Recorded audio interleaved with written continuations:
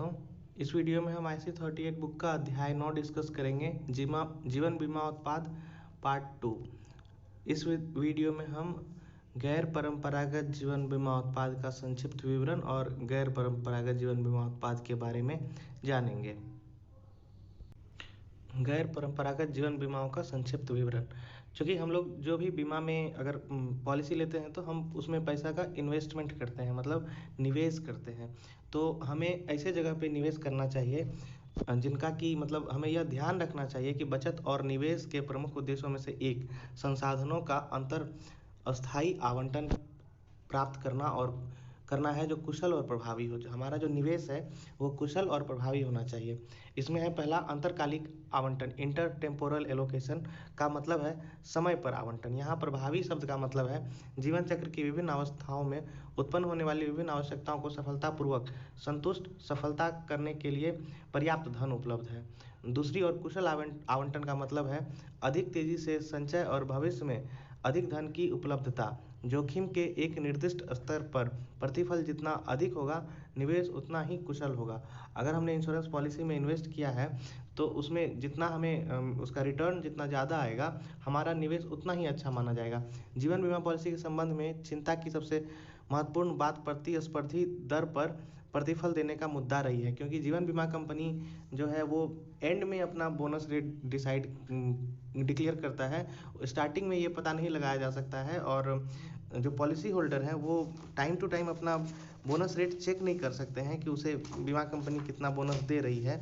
तो और जैसे और जो वित्तीय बाजार में प्रोडक्ट है, जैसे कि म्यूचुअल फंड है या फिर सिस्टमेटिक इन्वेस्टमेंट प्लान है, तो इसमें इस बात की हमेशा जानकारी रहती है कि उसे कितने रुपए का इंटरेस्ट, जो भी उसने निवेश किया है उसमें कितने रुपए का इंटरेस्ट मिल रहा है। पारंपरिक उत्पादों की सीमाएं। जो जीवन बीमा के परंपरागत उत्पाद हैं उनकी कुछ सीमाएं हैं, लिमिटेशंस हैं, जैसे कि नकद मूल्य घटक। इसमें सबसे पहले इस तरह की पॉलिसियों में बचत या नकद मूल्य घटक को अच्छी तरह से परिभाषित नहीं किया गया है। यह एक्चुरियल आरक्षित निधियों की मात्रा पर निर्भर करता है। परिणाम स्वरूप इसमें मृत्यु दर, ब्याज दरों और खर्चों और अन्य मानदंडों को निर्धारित किया जाता है जो जीवन बीमा कंपनी द्वारा तय किए जाते हैं। ये काफ़ी मनमानी धारणाएं हो सकती हैं। दूसरा है प्रतिफल की दर, जो रेट ऑफ रिटर्न है। इन पॉलिसियों पर प्रतिफल की दर क्या होगी यह निश्चित करना आसान नहीं होता है। इसका कारण यह है कि लाभ सहित पॉलिसियों के अंतर्गत लाभ का मूल्य निश्चित तभी माना जाएगा जब अनुबंध समाप्त हो जाता है। मतलब लास्ट में, पॉलिसी के लास्ट में ही पता चलता है कि उसमें क्या रेट ऑफ इंटरेस्ट मिलेगा। आगे है प्राप्ति, यील्ड। तो पारंपरिक जीवन बीमा उत्पाद में जो भी प्राप्ति होगा, जो उसका रिटर्न है, उसको सही ढंग से एग्जैक्टली ये नहीं बताया जा सकता है कि ये कितना रिटर्न होगा। ये जो है निवेश पर विवेकपूर्ण मानदंड और सख्त निगरानी के कारण, क्योंकि बोनस तुरंत जीवन बीमा कंपनी के निवेश के प्रदर्शन को प्रतिबिंब नहीं करता है। इन पॉलिसी पर होने वाली प्राप्ति अधिक जोखिमपूर्ण निवेश में होने वाली प्राप्तियों की तरह उच्च नहीं हो सकती है। मतलब शेयर मार्केट में जो जितना भी रिटर्न हमें मिलता है या फिर बाकी जगह पे जहाँ पे कि रिस्क बहुत ज़्यादा है, क्योंकि शेयर मार्केट में आपका पैसा पूरी तरह से डूब भी सकता है या बहुत ज़्यादा ऊपर भी जा सकता है। तो इंश्योरेंस, जो परंपरागत इंश्योरेंस पॉलिसी है, उसमें आपको यील्ड एक स्थिर मिलेगा, लेकिन हाँ, आप एक बहुत ही ज़्यादा रिटर्न का अपेक्षा नहीं कर सकते हैं। इससे पहले आपने जो परंपरागत जीवन बीमा योजनाएं थी उसकी सीमाएं देख ली, स्पष्ट हो गई हैं। जीवन बीमा कंपनी के उत्पाद प्रोफाइलों में कई बदलाव हुए हैं। नीचे संक्षेप में बताया गया है, जैसे बंडल को खोलना। इस रुझान में सुरक्षा और बचत के तत्वों को अलग अलग करना तथा इसके परिणाम स्वरूप ऐसे उत्पादों का विकास जिसमें दोनों का एक अस्पष्ट मिश्रण के बजाय सुरक्षा या बचत पर जोर दिया जाना शामिल हो। बंडल को खोलना मतलब जो एंडोमेंट प्लान था या फिर परंपरागत जीवन बीमा योजना था, उसमें दोनों एक ही साथ रहता था। पार्टी को ये पता नहीं चलता था कितना पैसा बचत में जा रहा है और कितना पैसा रिस्क कवर के लिए रखा जा रहा है। अब इस बंडल को खोल दिया गया, जो गैर परंपरागत जीवन बीमा योजना था उसमें इसको अनबंडल कर दिया गया है। जैसे कि यूनिवर्सल बीमा तथा परवर्ती बीमा की खोज हुई। ब्रिटेन और अन्य बाजारों में यूनिट लिंक्ड बीमा में वृद्धि देखी गई। उसके बाद निवेश लिंकेज, दूसरा रुझान निवेश लिंक्ड उत्पादों की दिशा में बदलाव था, जिसमें निवेश के प्रदर्शन के एक सूचकांक के साथ पॉलिसी धारकों के लाभ को जोड़ दिया जाता था। मतलब जो भी पैसा पॉलिसी धारक पॉलिसी में इन्वेस्ट कर रहे हैं उसे निवेश बाजार यानी कि शेयर मार्केट या फिर उसे मिलते जुलते जो भी इन्वेस्टमेंट के ऑप्शन है उसमें इन्वेस्ट किया जाने लगा, जो गैर परंपरागत जीवन बीमा योजनाएं हैं। अब इससे ये हुआ कि जो भी पॉलिसी थी जीवन बीमा में उसमें पारदर्शिता आई। लोग को अपने जो इन्वेस्टमेंट है वो दिखने लगे कि वो कैसा परफॉर्म कर रहा है उसके सामने। वो फंड्स जिस फंड में उसका पैसा इन्वेस्ट किया जा रहा है उसको कंट्रोल कर सकते थे। बंडल को खोलने के कारण आय के प्रतिफल दर और कंपनियों द्वारा अपनी सेवा हेतु लिए जाने वाले शुल्क जैसे खर्च आदि में काफ़ी स्पष्टता आई। इन सभी के बारे में स्पष्ट रूप से बताया गया और इस तरह की तुलना की जा सकती थी। उसके बाद है गैर मानक उत्पाद। चौथा रुझान उत्पाद की सख्त से लचीली संरचनाओं की ओर बदलाव रहा, जिसमें गैर मानक उत्पाद की दिशा में एक कदम के रूप में भी देखा जाता है। जब हम गैर मानक की बात करते हैं, यह पसंद के स्तर से संबंधित है जो एक ग्राहक पॉलिसी की संरचना और लाभों का डिजाइन तैयार करने के संबंध में प्रयोग कर सकता है। दो ऐसे क्षेत्र हैं जहां ग्राहक इस संबंध में सक्रिय रूप से भागीदारी कर सकता है। प्रीमियम और लाभों की संरचना तय करने और बदलने के समय प्रीमियम एकत्रित को निवेश करने के तरीके का चयन करते समय। अब आगे हम गैर परंपरागत जीवन बीमा योजनाओं के आकर्षण, जो मुख्य आकर्षण है उसके बारे में देखेंगे। जैसा कि है निवेश लाभ के साथ सीधा संबंध। जितना रुपए का इंटरेस्ट हो रहा है वो छुपा हुआ नहीं है, किसी के साथ कंपनी के साथ छुपा हुआ नहीं है, वो डायरेक्टली कस्टमर को मिल रहा है। तो ये निवेश लाभ के साथ सीधा संबंध, मतलब इंश्योरेंस कंपनी जिस भी फंड में जितना भी निवेश कर रही है उसका लाभ पॉलिसी होल्डर को सीधे तौर पे मिल रहा है। अगला है प्रतिफल पर बुरा असर डालने वाली मुद्रास्फीति। तो इसका जो बैंक इंटरेस्ट रेट है या फिर मुद्रास्फीति पे डिपेंड करने वाली चीज़ का डायरेक्ट असर इस पे नहीं पड़ता है, तो ये एक लाभ के रूप में देखा जा रहा है। उसके बाद लचीलापन है कि ये इन पॉलिसियों में आप अपने फंड्स चेंज कर सकते हैं। जैसे कि आप पहले किसी दूसरे फंड में आपका पैसा इन्वेस्ट हो रहा था, उसके बाद आपने देखा कि वो फंड अच्छी तरीके से परफॉर्म नहीं कर रहा, उसमें रिटर्न अच्छे नहीं मिल रहे हैं, तो आप फंड चेंज करके किसी दूसरे फंड में चले गए। तो इस तरह से इन प्लान में ये लचीलापन है कि आप इसमें किसी तरह का परिवर्तन कर सकते हैं। आगे है समर्पण मूल्य। समर्पण मूल्य परंपरागत जीवन बीमा योजना में समर्पण मूल्य में जब कोई भी पॉलिसी सरेंडर होती थी तो कंपनियां मनमाने तरीके से उनका बोनस काट लेती थी। लेकिन गैर परंपरागत जीवन बीमा योजना या फिर जो यूनिट लिंक्ड बीमा योजनाएं हैं जो कि डायरेक्ट मार्केट से जुड़ी हुई हैं, शेयर मार्केट से जुड़ी हुई है, उसमें पॉलिसी में एक निर्धारित प्रारंभिक वर्षों की अवधि 3 या 5 वर्ष के बाद एक मामूली समर्पण शुल्क की कटौती के पश्चात पॉलिसी धारकों को योजना से पैसे निकालने की भी अनुमति थी। पॉलिसी की अवधि पूरी होने से पहले इस तरह का समर्पण या नकदीकरण पर उपलब्ध राशि तत्कालीन परंपरागत पॉलिसी के तहत उपलब्ध समर्पण मूल्य की तुलना में बहुत अधिक थी। इसीलिए ये पॉलिसी काफ़ी लोकप्रिय हुई। भारत सहित कई देशों में पारंपरिक उत्पादों की जगह लेनी शुरू कर दी, क्योंकि ये कई निवेशकों के महत्वपूर्ण उद्देश्यों को पूरा कर रही थी। अब आगे है गैर पारंपरिक जीवन बीमा उत्पाद। कुछ गैर पारंपरिक उत्पाद के बारे में यहाँ पे दिया गया है, जैसे यूनिवर्सल लाइफ संयुक्त राष्ट्र अमेरिका में शुरू की गई थी और तेज़ी से उभर कर सामने आई। और इंडिया में इसे यूनिवर्सल लाइफ को इंडिया में नवंबर 2010 के IRDA के एक परिपत्र के अनुसार सर्वव्यापी जीवन बीमा उत्पाद को परिवर्ती बीमा उत्पाद VIP के रूप में जाना जाएगा। तो इंडिया में इसे परिवर्ती बीमा उत्पाद के रूप में या फिर VIP के रूप में जाना जाता है। आगे हम इसके बारे में अब हम यूनिवर्सल जीवन बीमा के बारे में इंफॉर्मेशन देखेंगे। यूनिवर्सल जीवन बीमा स्थायी जीवन बीमा का एक रूप है जिसकी पहचान इसके लचीले प्रीमियम, लचीली अंकित राशि और मृत्यु लाभ राशियों और इसके मूल्य निर्धारक कारकों के अलग अलग किए जाने से होती है। इसमें सारा चीज़ अलग था, इसके प्रीमियम, इसका जो भी सम एश्योर्ड था या फिर मृत्यु लाभ की राशि, इसमें सारे मूल्य निर्धारक के जो फैक्टर थे वो सारे डिपेंडेंट थे, अलग अलग थे। तो यहाँ पे यूनिवर्सल बीमा पॉलिसी का मुख्य नया परिवर्तन प्रथम पॉलिसी वर्ष के बाद पूरी तरह से लचीले प्रीमियम की शुरुआत करना था। व्यक्ति को केवल यह सुनिश्चित करना था कि प्रीमियम कुल मिलाकर पॉलिसी को बनाए रखने के खर्च को कवर करने के लिए पर्याप्त था। मतलब जो प्रीमियम आपने जमा किया है शुरुआत के वर्षों में, वो वही प्रीमियम को निवेश किया जाएगा कहीं पे और वहाँ से आने वाले इंटरेस्ट से आपके बाकी के वर्षों का प्रीमियम भरा जाएगा। तो इसमें लेकिन कुछ लिमिटेशंस था जो आगे देखेंगे। इसका लचीले प्रीमियम के कारण ये बहुत ही ज़्यादा जो है लोगों में लोकप्रिय हुआ। इसके लचीलेपन संरचना ने पॉलिसी धारकों को नकद मूल्य में से पैसे की आंशिक निकासी करने में भी सक्षम बनाया। मतलब जो भी प्रीमियम इसमें डाला जा रहा है उसमें से भी लोग पैसे निकाल सकते थे। बस नकद मूल्य उस सीमा तक कम हो जाता था, जहाँ तक आपका इन्वेस्टमेंट है वहाँ तक कम हो जाता था। लचीलेपन का मतलब यह भी था कि मृत्यु लाभ का समायोजित और अंकित राशियों में अंतर किया जा सकता था। लेकिन इसमें जो लिमिटेशन था उसके बारे में हम जानते हैं।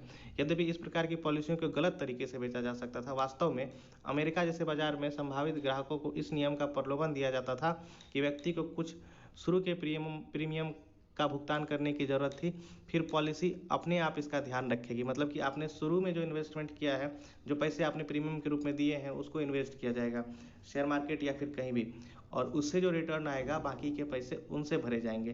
लेकिन इसमें प्रॉब्लम क्या था, मान लीजिए जो भी पैसे आपने इन्वेस्ट किए हैं वो शेयर मार्केट में गए, और शेयर मार्केट में इस बात की गारंटी नहीं रहती है कि आपका पैसा सिर्फ और सिर्फ बढ़ेगा ही, वहाँ पैसा घट भी सकता है और बढ़ भी सकता है। तो कुछ केस में ऐसा हुआ कि जो उसका प्रीमियम अमाउंट था, जो कि इन्वेस्टमेंट हो गया था शेयर मार्केट में, वो घटते घटते पूरी तरीके से जीरो हो गया, और उस पॉलिसी में प्रीमियम कुछ बचा ही नहीं। मतलब प्रीमियम जब कुछ बचा ही नहीं तो उसका रिस्क कवर भी जीरो हो गया। तो जो भी क्लेम का अमाउंट था उस पार्टी के डेथ होने के बाद, उसके नॉमिनी को उसके क्लेम के रूप में कुछ भी नहीं मिला। तो इस तरह से इस पॉलिसी को गलत रूप में बेचा गया। अब भारत में गैर परंपरागत जीवन बीमा उत्पाद के जो दो रूप हैं उसके बारे में देखेंगे। गैर परंपरागत जीवन बीमा के दो रूप हैं। पहला है परिवर्ती योजनाएं और दूसरा है बीमा योजनाएं, और दूसरा है यूनिट लिंक्ड बीमा योजनाएं, यूलिप प्लान। इसे unit linked insurance plan, ULIP। ये दोनों बीमा योजनाएं शेयर मार्केट से लिंक्ड होती हैं, जो कि गैर परंपरागत हैं। परिवर्ती बीमा योजनाएं, सबसे पहले अमेरिका और अन्य बाजारों में शुरू किए गए परिवर्ती बीमा योजना के बारे में जानना उपयोगी होगा। जैसा कि हम लोग जान चुके हैं, यह पॉलिसी सबसे पहले 1977 में अमेरिका में शुरू की गई थी। परिवर्ती बीमा आजीवन पॉलिसी का एक प्रकार है, जहां पॉलिसी का मृत्यु लाभ और नकद मूल्य जमा किए जा रहे प्रीमियम के एक विशेष निवेश खाते के निवेश प्रदर्शन के अनुसार बदलता रहता है। इस प्रकार पॉलिसी ब्याज दर या न्यूनतम दर मूल्य के संबंध में कोई गारंटी नहीं दे सकता है। सैद्धांतिक रूप से नकद मूल्य शून्य तक नीचे जा सकता है, जिसके मामले में पॉलिसी समाप्त हो सकती है। जैसा कि हमने अभी जो यूनिवर्सल प्लान के बारे में डिस्कस किया था कि जो भी इसमें इन्वेस्टमेंट होता है वो अलग अलग खाते में होता है और उसको शेयर मार्केट में इन्वेस्ट किया जाता है। तो वहाँ पे आपके रुपए बढ़ भी सकते हैं और घट भी सकते हैं, और अगर आपका प्रीमियम जीरो हो जाता है टोटल, तो आपका पॉलिसी में कोई भी जो है क्लेम नहीं मिलेगा। तो ये परिवर्ती बीमा योजना था। उसके बाद है हमने इसका डिस्कशन कर ही लिया है, आगे तो समय व्यर्थ करने से कोई फ़ायदा नहीं है, आगे हम देखेंगे। वही है, इसमें खरीदार को पॉलिसी पर निवेश के जोखिम को वहन करने में सक्षम और इच्छुक होना चाहिए। इसका मतलब ये है कि परिवर्ती जीवन बीमा पॉलिसियाँ आमतौर पर ऐसे लोगों द्वारा खरीदी जानी चाहिए जो जानकार और इक्विटी ऋण, निवेश बाजार तथा बाजार की अस्थिरता को लेकर काफ़ी सहज होते हैं।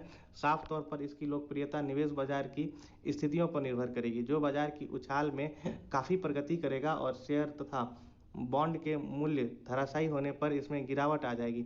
परिवर्ती जीवन बीमा बेचते समय इस अस्थिरता का ध्यान रखना चाहिए। मतलब कि अगर कोई व्यक्ति परिवर्ती या फिर यूनिवर्सल बीमा ले रहा है तो उसे इस बात का ध्यान रखना चाहिए, अगर शेयर मार्केट का मूल्य बढ़ता है तो उसे फ़ायदा होगा, उसका जो रिस्क अमाउंट है वो बढ़ सकता है, आगे के प्रीमियम उसे नहीं देने पड़ेंगे। लेकिन अगर उसे उसका फंड अच्छा परफॉर्म नहीं कर रहा है तो उसका टोटल जो प्रीमियम है वो भी जीरो हो सकता है, उसकी पॉलिसी समाप्त भी हो सकती है। अब आगे है यूनिट लिंक्ड बीमा, यूलिप। यूनिट लिंक्ड योजनाएं, जिन्हें यूलिप के रूप में जाना जाता है, कई बाजारों में परंपरागत योजनाओं की जगह सबसे अधिक लोकप्रिय और महत्वपूर्ण उत्पादों में से एक के रूप में उभरी है। इन योजनाओं की शुरुआत ब्रिटेन में पर्याप्त निवेश की स्थिति में हुई, जो जीवन बीमा कंपनियों ने सामान्य इक्विटी शेयरों में किया था, और इसके परिणाम स्वरूप उनको बड़े पूंजीगत लाभ और मुनाफे हुए थे। दोनों इक्विटी में अधिक निवेश करने और इसके लाभ अधिक कुशल और न्याय संगत तरीके से पॉलिसी धारकों को देने की जरूरत महसूस की गई। लाभ सहित पारंपरिक मतलब सहभागिता पॉलिसियां जीवन बीमा कार्यालय के निवेश प्रदर्शन को कुछ लिंकेज प्रदान करती है। हालांकि यह लिंकेज प्रत्यक्ष नहीं है। पॉलिसी धारकों का बोनस परिसंपत्तियों और देनदारियों तथा घोषित परिणामी अधिशेष के नियम समय के मूल्यांकन पर निर्भर करता है, जो बदले में मूल्यांकन एक्चुअरी द्वारा समझी गई धारणाओं और कारकों पर निर्भर करता है। यूनिट लिंक्ड पॉलिसी भी, इसमें यूनिट्स होते हैं जिसमें से कि यूनिट्स शेयर मार्केट से लिंक्ड होते हैं। यूनिट लिंक्ड पॉलिसियाँ या फिर यूलिप पॉलिसी उपरोक्त दोनों प्रतिबिंबों के पार पाने में मदद करती है। इन अनुबंध के तहत लाभ भुगतान देय होने की तिथि को पॉलिसी धारक के खाते में जमा यूनिट्स के मूल्य से पूर्णतः या अंशतः निर्धारित किए जाते हैं। मतलब आपके पैसे जिस यूनिट्स में इन्वेस्ट हो रहे हैं, आप उस पर डिपेंड करेगा आपको कितने रुपए आपको मैच्योरिटी के रूप में दिया जाएगा। आगे है प्रीमियम का विभाजन। यूलिप प्रीमियम का विभाजन जो है, कुछ जो है जो खर्च में व्यय होता है कंपनी का, ये उसमें जाता है। उसके बाद कुछ आपके जो डेथ क्लेम के लिए है उसमें क्लेम सेटलमेंट के लिए सेविंग करके रखा जाता है, और बाकी के पैसे आपके इन्वेस्ट होते हैं, निवेश में होते हैं। एक बार जब ये शुल्क प्रीमियम में से काट लिए जाते हैं, खाते की शेष राशि और इसमें होने वाली आय को यूनिट्स में निवेश किया जाता है। यही है, ये दोनों काट लेने के बाद बाकी के पैसे आपके यूनिट्स में निवेश किए जाते हैं। इन यूनिट्स का मूल्य प्रदर्शन के कुछ पूर्व निर्धारित सूचकांकों के संदर्भ में तय किया जाता है। महत्वपूर्ण बात यह है कि जो इंडेक्स होते हैं, जो शेयर मार्केट के इंडेक्सेस होते हैं, पूर्व निर्धारित इंडेक्स के इन यूनिट्स के मूल्य तय किए जाते हैं कि किस यूनिट्स में आपको निवेश करने पे कितना मूल्य लगेगा। इस प्रकार पॉलिसी धारकों के लाभ जीवन बीमा कंपनी की धारणाओं और विवेक पर निर्भर नहीं करता है। मतलब यूनिट लिंक्ड पॉलिसीज के संदर्भ में ये कहा जा रहा है, यूलिप पॉलिसी में ये जीवन बीमा कंपनी के धारणाओं और विवेक पर निर्भर नहीं करता है कि कितना बेनिफिट मिलेगा। यूनिट लिंक्ड पॉलिसियों की एक लोकप्रिय विशेषता विभिन्न प्रकार के फंडों के बीच में चयन करने की इसकी सुविधा है, जिसका प्रयोग यूनिट धारक कर सकते हैं। प्रत्येक फंड में संपत्ति का एक अलग पोर्टफोलियो का मिश्रण होता है। इस प्रकार निवेश को डेट या बैलेंस या इक्विटी फंड के एक व्यापक मिश्रण के बीच चयन करना होता है। डेट फंड का अर्थ होता है व्यक्ति के अधिकांश प्रीमियम को गिल्ट तथा बॉन्ड जैसी ऋण प्रतिभूतियों या फिर सिक्योरिटी में निवेश करना। इक्विटी का मतलब होता है कि यूनिट मुख्य रूप से इक्विटी के रूप में निवेश होते हैं। यहाँ तक कि इन व्यापक श्रेणियों के भीतर अन्य प्रकार के विकल्प भी हो सकते हैं। हम कुछ यूनिट्स के बारे में आगे देखेंगे। जैसे देखिए यहाँ पे इक्विटी फंड है। इक्विटी फंड क्या होता है? यह फंड धनराशि के एक बड़े भाग को इक्विटी और इक्विटी संबंधित साधनों में निवेश करता है। इक्विटी मतलब किसी भी कंपनी के जो हिस्सेदारी होती है, इक्विटी उसे कहा जाता है। उसके बाद डेट फंड या ऋण, यह फंड धनराशि का बड़ा हिस्सा सरकारी बॉन्ड, जो सरकार ऋण लेती है तो वो डेट फंड से लेती है, वो बॉन्ड जारी करती है और वहाँ पे जैसे सरकारी bond, corporate bond, fix deposit इत्यादि में निवेश किया जाता है। उसके बाद है बैलेंस्ड फंड। यह फंड इक्विटी और डेट फंड, ऋण फंड का एक मिश्रण है। मनी मार्केट, यह फंड धनराशि को मुख्य रूप से ट्रेजरी बिल, जमा राशि प्रमाण पत्र, वाणिज्यिक पत्र इत्यादि साधनों में निवेश करता है। तो इसीलिए यूनिट लिंक्ड पॉलिसी को यूलिप पॉलिसी को यूनिट लिंक्ड बोला जाता है, क्योंकि यहाँ पे जो भी शेयर पॉलिसी धारक के पैसे हैं ये इन सारे फंड में निवेश होते हैं, जो इक्विटी फंड, डेट फंड हो सकते हैं, बैलेंस्ड फंड हो सकते हैं या फिर मनी मार्केट फंड होते हैं। तो मतलब इन बातों का संदर्भ एक यही है कि यूलिप प्लान भी शेयर मार्केट से लिंक्ड होते हैं, लेकिन ये प्लान परिवर्ती बीमा योजनाओं से ज़्यादा सिक्योर है, क्योंकि इसमें जो फंड हैं वो बहुत अच्छी तरीके से बैलेंस किए रहते हैं और इसमें लोग अपने फंड्स का निगरानी भी कर सकते हैं कि कौन सा फंड कब कैसा परफॉर्म कर रहा है। उस हिसाब से आप अपने पॉलिसी के फंड्स को चेंज भी कर सकते हैं। अब हम इस अध्याय के क्वेश्चन आंसर डिस्कस करेंगे। पहला क्वेश्चन है, इसमें से कौन सा एक गैर पारंपरिक जीवन बीमा उत्पाद है?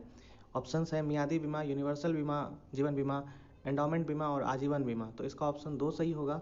यूनिवर्सल बीमा शेयर मार्केट से लिंक्ड होता है, इसीलिए ये एक गैर पारंपरिक जीवन बीमा उत्पाद है। अगला क्वेश्चन है, नीचे दिया गया कौन सा कथन सही नहीं है? परिवर्ती जीवन बीमा एक अस्थायी जीवन बीमा पॉलिसी है।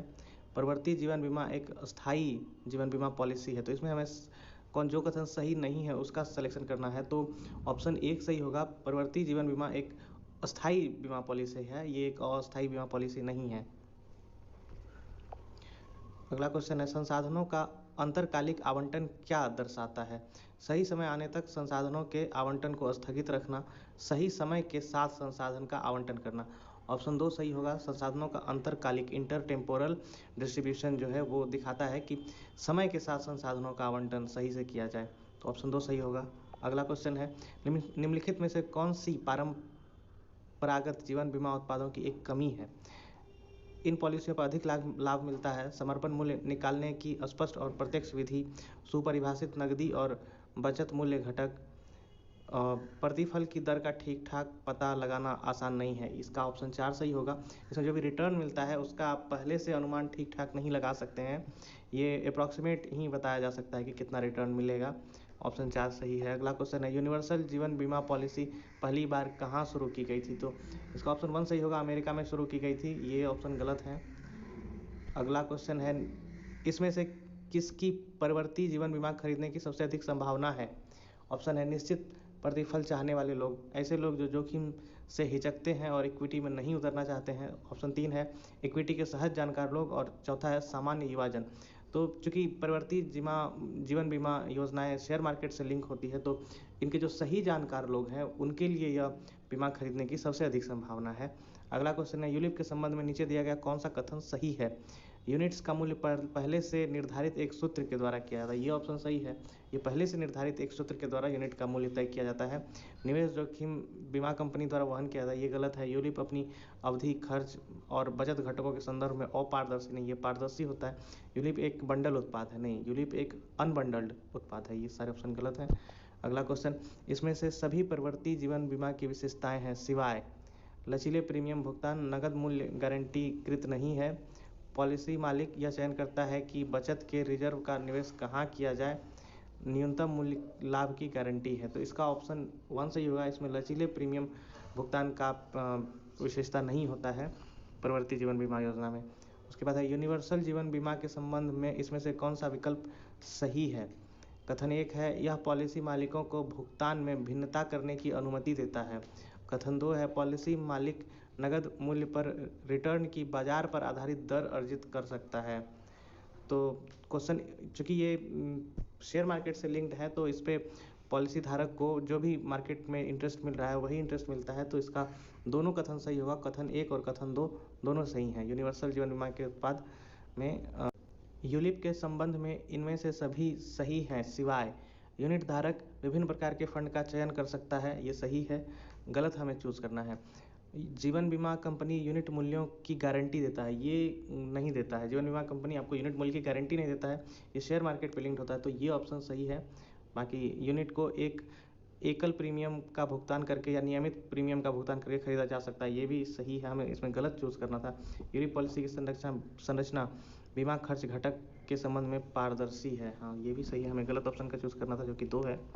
आगे है, IRDAI के नियमों के अनुसार कोई बीमा कंपनी निम्नलिखित में से कौन से गैर पारंपरिक बचत जीवन बीमा उत्पाद प्रदान करा सकती है जिसकी भारत में अनुमति है? तो भारत में 2 तरह के गैर पारंपरिक जीवन बीमा की अनुमति है। एक तो यूलिप प्लान होता है, यूनिट लिंक्ड बीमा योजनाएं, और उसके बाद है आपका विकल्प 2 परिवर्ती बीमा योजनाएं। दोनों ही भारत में अनुमति दी गई है। तो इसका ऑप्शन 3 सही होगा, 1 और 2 दोनों। अगला क्वेश्चन है, जीवन बीमा उत्पादों का बंडल खोलना क्या दर्शाता है? बॉन्ड के साथ जीवन बीमा उत्पादों का सहसंबंध, इक्विटी के साथ जीवन बीमा उत्पादों का सहसंबंध, सुरक्षा और बचत का तत्व सम्मिलित, सुरक्षा और बचत का तत्व पृथक। तो ऑप्शन 4 सही होगा, क्योंकि इसमें जीवन बीमा उत्पाद में गैर परंपरागत जीवन बीमा उत्पाद में बंडल को खोलना मतलब हर एक फंड को अलग अलग मैनेज करना, सुरक्षा और बचत, रिस्क मैनेजमेंट और सेविंग का अलग अलग निवेश किया जाता है।